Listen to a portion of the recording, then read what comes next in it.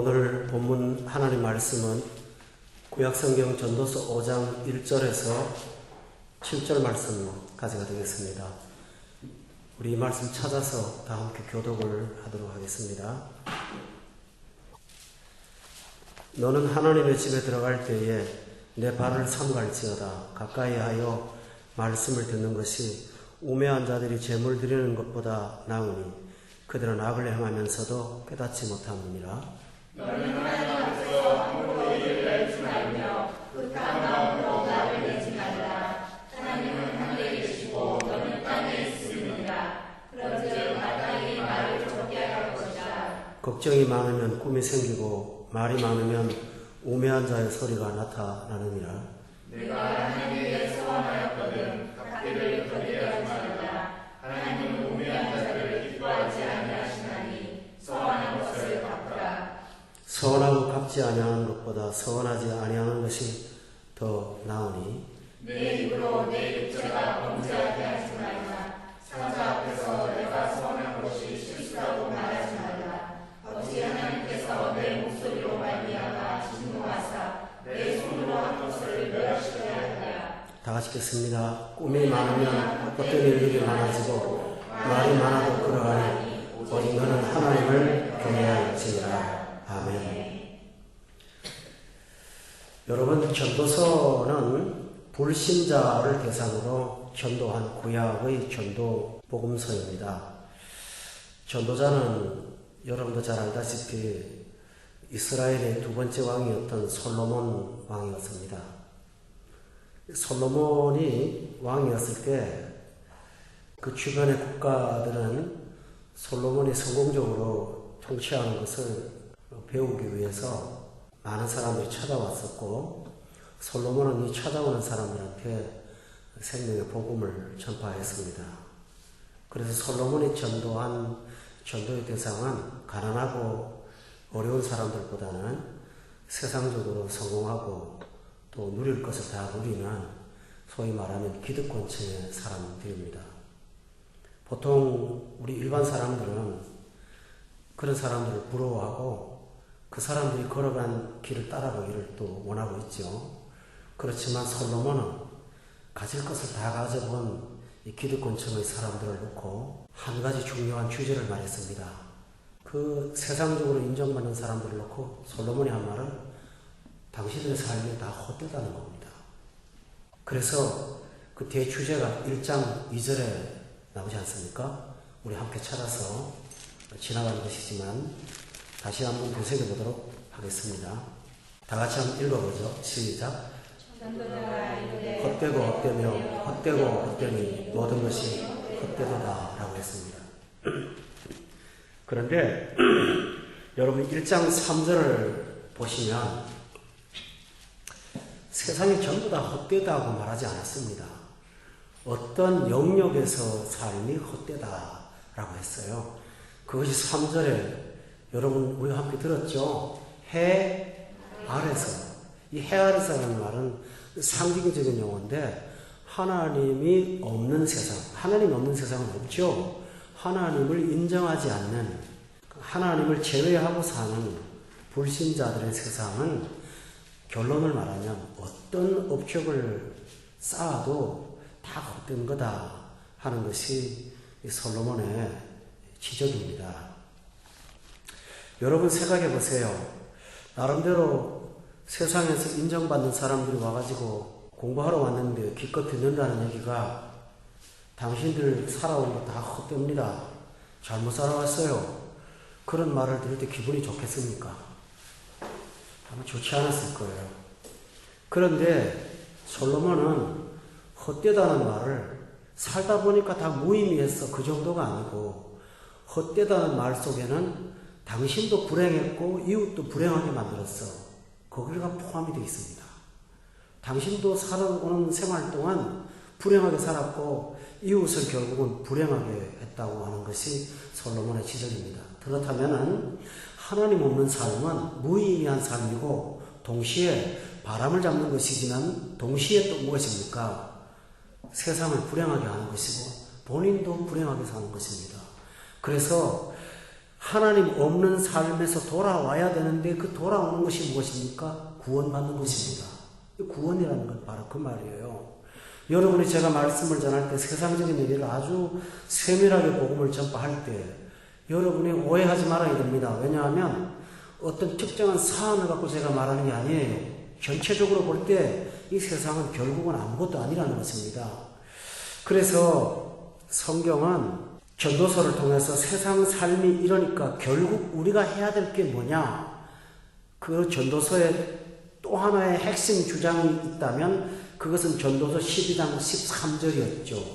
결론인데 다 같이 한번 찾아보세요. 12장 13절에 같이 한번 읽어봅시다. 시작. 결국을 다 들었으니 하나님을 경외하고 그의 명령들을 지킬지어다. 이것이 모든 사람의 본분이니라. 여기서 솔로몬의 핵심 두 번째 요소가 무엇입니까? 이 세상은 헛되다는 것이 첫 번째 요소라면 두 번째 핵심은 일의 결국을 다 들었으니까 하나님을 경외하고 그 명령을 지키며 사는 것이 사람이 사는 본분이다. 결국 모든 사람은 하나님을 경외하면서 그 명령을 지키며 살아가야 된다. 라고 그런 결론을 내렸습니다. 그렇다면 여러분이 이런 말씀을 들을 때 아하, 깨닫는 사람은 그러면 하나님을 믿어야겠구나. 다시 말 요즘 말로 하면 신약으로 말하면 예수 믿어야겠다. 여러분 그러면 예수 믿는다고 할 때 가장 외부적으로 가시적으로 나타나는 행동이 무엇입니까? 교회 가는 거죠. 교회 가서 뭐 합니까? 예배 드리는 거잖아요. 그러면 그때까지 문 밖에 살다가 예배 드리러 갔으면 예배는 가치 있는 것 아니에요. 그때부터는 그는 가치 있는 삶을 사는 거잖아요. 그런데 5장에서 솔로몬은 이해할 수 없는 말을 합니다. 예배도 헛되다는 거예요. 5장의 1절부터 7절의 전체 주제는 헛된 예배에 관해서 말하고 있습니다. 예배를 드리는 것도 헛되다는 거예요. 도대체 무엇 때문에 예배가 헛되다고 말할까요? 여러분, 예배가 무용합니까? 아니죠. 예수님을 믿고 사는 사람들은 예배가 반드시 생활의 기본입니다. 그리고 예배만큼 귀한 게 어디 있어요? 그렇다면 솔로몬의 말은 앞뒤가 맞지 않잖아요. 여기 중요한 오늘 본문에 핵심 사상이 들어있습니다. 그리고 사상이 아니라 실제 사건의 모습들을 드러내는 엑스레이와 같은 문제가 하나 있습니다. 설명을 드리고 들어갈게요. 그래? 그러면 예배 드리면 되잖아. 라고 생각하면서 성전에 들어간다는 것입니다. 보통 여러분이 전도하시면 어렵게 전도해서 교회 데리고 오잖아요. 그러면 예배 차원에서 하잖아요. 그럼 그때부터 참 완전히 세상 달라지는 것 같지 않습니까? 그런데 솔로몬은 당시들의 예배가 의미 없다는 거예요. 가짜 예배라는 거예요. 진짜 하나님을 믿는 게 아니라는 거예요. 여러분, 이 성경은 고대의 글입니다. 고대 사람들은 현대 사람보다 훨씬 더 종교적이었다는 거 아시죠? 우리가 학교에서 공부할 때 샤머니즘, 토테미즘 같은 건 전부 다 종교성이잖아요. 근데 고대 사람들은 신관이 지금보다 더 강력했거든요. 그러니까 고대 사람들한테 신관의 신에게 대한 어떤 자세라고 하는 것은 지금 현대인하고는 전혀 달라요. 그건 일반적인 거였어요. 거기다가 오늘 본문에서는 예배라는 말보다는 구약식의 예배, 제물을 드리는 것이라고 1절에 나와 있어요. 그러니까 구약시대의 예배는 우리처럼 지금 앉아서 찬송 부르고 말씀 듣고 기도하고 헌금하고 그런 형식이 아니고 자기가 죄를 지었어요. 양을 잡아와요. 어떡합니까? 그걸 갖다가 바쳐요. 제사장이 뭐라고 말을 해요. 옆에 제주가 쳐다보고 있어요. 그런 행위예요. 그런데 여러분, 이 제사제도는 유태교와 기독교만의 독특한 제도가 아니에요. 고대의 제사나 타종교도 대부분 이렇게 하지 않아요. 그러니까 그 사람들은 자기 본국에 있을 때도 그런 유형의 우상숭배에 관한 예배를 드린 사람들이에요. 전혀 부담감이 없는 거예요. 이질감도 없고, 그렇죠? 문화적인 어떤 상이함도 없는 거예요. 그러니까 그래요? 그게 그렇게 헛되다면 그러면 내 삶에다가 예배를 포함하면 되죠. 하고 가서 제단에 가서 엎드린다 라기보다는 제물을 드리는 행위에 참여한다라는 것입니다. 그런데 솔로몬은 당신들의 예배가 무의미하고 헛된 것이라고 지적을 하면서 그렇게 예배드리면 안 된다고 하는 거예요. 여러분, 전도해서 불신자가 예수 믿었어요. 믿었는지 정확하게 몰라요. 그러나 일단 교회 와요. 오는데 여러분도 아마 조금 오래 믿으신 분들은 공감하실 거예요. 저 사람이 예수 믿는 거 아닌 것 같아. 예배에 참석은 했지만 정말 저분이 예수 믿는 거야? 왔다 갔다 할 때 있죠. 우리 자신도 그렇게 거쳐왔잖아요. 그렇죠? 그건 왜 그럴까요? 여러분이 하나 예를 들어 드릴게요. 사도행전의 7장에 보면은 초대교회 집사 중에 빌립이라는 집사 기억나세요? 빌립 집사가 사마리아 성에서 복음 전도를 하는데 성령께서 광야로 가는 길까지 가라고 해요. 그래서 막 갔어요. 갔더니 예루살렘 성전에서 예배하고 마차 타고 고향으로 돌아가는 이디오피아 사람 하나를 만나게 됐죠. 성령께서 말하기를 빌립한테 그 마차로 가까이 가라 그래서 뛰어갔어요. 여러분 상상해 보세요. 마차는 말이 끌고 가는 거고 빌립은 걸어갔으니 누가 빨라요? 허겁지겁 뛰어갔죠. 뛰어가서 보니까 참 특별한 광경을 경험했죠. 봤죠. 그 사람이 두루마리 성경을 들고 읽고 있는 거예요. 그래서 빌립이 성경을 깨닫느냐고 물었더니 시도하는 자가 없는데 어떻게 성경을 깨달을 수가 있느냐. 그러면서 이사야 53장에 나오는 내용 가운데 있는 인물이 이것은 저자인가 아니면 누구를 가리키는 건가 물었다 그랬죠. 그때 빌립이 그 글에서 시작하여 예수를 가리켜 복음을 전파했고 그제서야 그 이디오피아 사람이 예수님을 제대로 알고 세례받기를 요청해서 예수 믿었잖아요. 여러분 그걸 유추해 보세요. 예루살렘 성전에 가서 얻은 게 있나요? 그냥 오는 거예요. 그 먼 길 가서. 다시 말하면 사도행 이사야서에 보면 이사야 선지자가 너희가 내게 보이려 오니 마당만 밟을 뿐이라는 말이 있거든요. 바로 이런 유형을 말하는 것입니다. 그러면 제물을 드리는 것은 하나님께서 명령을 하셨는데 그걸 하는데 뭐가 잘못되었단 말입니까? 오늘 본문 1절에서 문제를 지적하고 있습니다. 너는 하나님의 집에 들어갈 때에 내 발을 삼갈지어다. 가까이 하여 말씀을 듣는 것이 우매자들이 제물을 드리는 것보다 낫다. 왜냐? 그들은 악을 행하면서도 깨닫지 못하기 때문이다. 라고 했습니다. 여러분 여기서 말씀을 듣는 것이라는 예배의 요소와 제사를 드리는 예배의 요소를 비교하면서 말씀을 듣는 것이 더 우선순위고 낫다 이렇게 말하고 있습니다. 그건 왜 그런가 하면 악을 행하면서도 깨닫지를 못하기 때문에 말씀을 들어야만 한다 라고 말을 했습니다. 여러분 여기서 중요한 사실이 있습니다. 제물을 왜 드립니까? 레위기에 보면 제사가 나오죠. 제물 왜 드립니까? 제물은 죄 지어서 용서받으려고 드리는 거죠. 그러면 죄가 무엇인지 깨달아야만 드리는 거 아닙니까? 그런데 여러분 제물이 드리는 제사가 습관적이 되다 보면 나중에는 뭐죠? 이 내용보다는 형식만 남는 거예요. 그러니까 사람들한테 필요한 것이 무엇일까요? 제물을 드리는 형식보다 이 형식을 왜 해야 되는지에 대한 깨달음을 말씀을 들어서 알아야 되는 거예요. 그렇다면 그 사람한테 중요한 것은 무엇일까요? 예배 시간에 참석해서 하나님 말씀 귀담아 잘 듣는 거예요. 그런데 이 말씀을 잘 듣지 않는 거예요. 그러면서 형식에만 치우치는 거예요. 솔로몬은 이런 예배를 헛된 예배다, 무의미한 예배라고 말하는 겁니다. 내가 그렇게 어렵게 전도받아가지고 교회에 정말 막 목에 끌려오듯이 끌려왔어요. 와서 앉았다가 가요. 나 됐잖아. 그런데 말씀은 안 들어요. 예배 시간에 설교자가 설교하죠. 그런데 말씀을 왜 안 듣습니까? 귀를 막았다는 게 아닙니다. 조금 있다가 말씀을 드리겠지만 말씀을 듣는 목적 가운데 중요한 게 오늘 1절에 나옵니다. 내가 갖고 있는 악이 무엇인지를 깨닫는 것이 말씀의 목적이라는 거예요. 그런데 주의 전에 와서 나에게 위로를 주는 말씀, 용기를 주는 말씀, 내가 듣고 싶었던 평소에 은혜되는 말씀, 옆집에 아무개 까는 말씀, 이런 거는 쏙쏙쏙 들어오는데 내 자신의 악의 문제를 지적할 때는 거슬리는 거거든요. 십자가는 거칠고 거슬리는 거라 그랬거든요.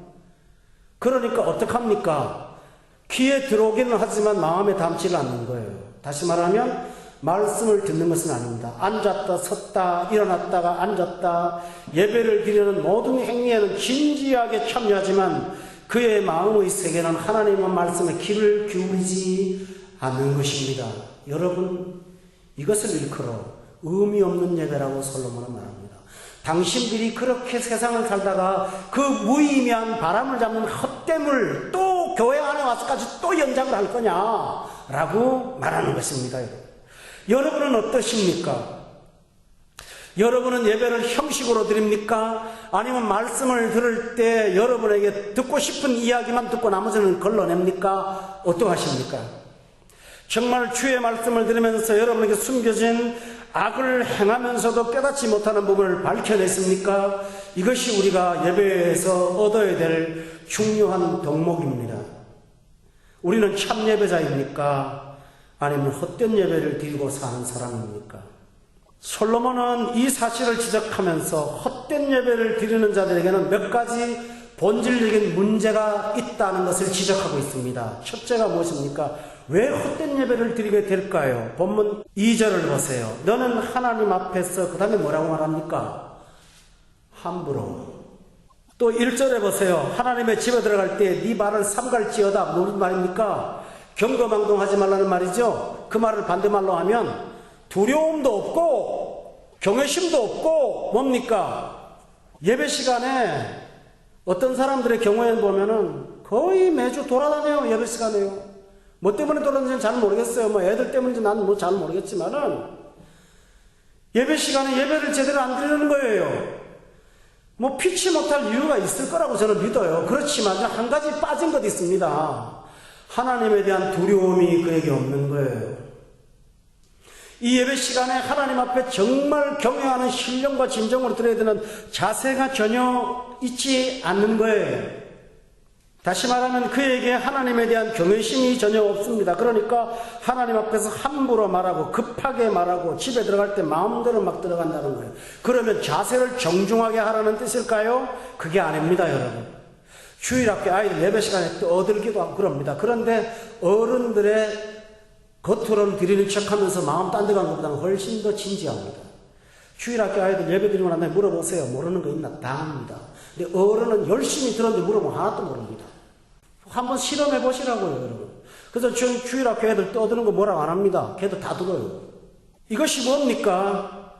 하나님에 대한 경외심이 없으면 그렇게 됩니다. 왜 하나님에 대한 경외심이 없을까요? 그것은 자세가 나빠서가 아닙니다. 여러분, 하나님은 영이십니다. 살아계시는 분이십니다. 그런데 하나님에 대한 인식이 부족합니다. 하나님이 살아있다는 걸 믿지를 못합니다. 또 하나님이 얼마나 위대한 분이라는 사실에 대한 인식이 없습니다. 다시 말하면 하나님에 관한 지식이 있지 못하기 때문에 하나님에 대한 경외심이 있을 수가 없는 것입니다. 다시 말하면 하나님이 누군 줄을 모르니 예배를 어떻게 제대로 드립니까? 본문 2절에서 그래서 솔로몬은 마음이 답답해서 이렇게 말합니다. 하나님은 하늘에 계시고 너는 땅에 있는 거라는 사실을 알라고 했습니다. 여러분, 이 말이 뭘까요? 하늘이라는 말은 저 공중을 말하는 것이 아니고 하나님은 초월하신 분이라는 뜻입니다. 그리고 너는 땅에 있다는 말이 뭘까요? 너는 피조물이라는 사실입니다. 하나님과 우리 사이에는 도저히 이룰 수 없는 간격이 있습니다. 인간이 아무리 위대해도 하나님의 절대성에 접근할 수가 없습니다. 하나님의 광대하심과 인간의 제한을 비교할 수가 없습니다. 하나님의 영원하심과 인간의 유한함을 어떻게 비교할 수가 있겠습니까? 하나님의 거룩함과 인간의 불완전함을 무엇으로 비교할 수가 있겠습니까? 하나님의 놀라운 의와 인간의 불의를 어떻게 조합할 수가 있겠습니까? 이 사실을 안다면 하나님을 경외할 수밖에 없는데 이걸 모르기 때문에 두려움이 없는 것입니다. 다시 말하면 솔로몬이 하나님에 대한 지식이 없다면 당신들은 성전에 들어가서 예배드리지만 무의미한 예배를 또 드리는 것입니다 라고 지적하는 것입니다. 여러분, 우리가 할 일이 뭘까요? 하나님을 알아가시길 바랍니다. 하나님을 배우세요. 하나님을 아시기 바랍니다. 하나님을 아는 것이 우리의 힘입니다. 내 백성이 왜 망한다고 호세아서 말합니까? 하나님을 몰라서 망한다고 말합니다. 다시 말하면 그들은 하나님을 알아야 됩니다. 어떤 하나님을 알아야 될까요? 내가 좋아하는 어떤 측면의 하나님이 아닙니다. 하나님은 초월하신 분이라는 사실입니다. 그분은 절대로 경외받으실 분은 광대하신 분이라는 사실입니다.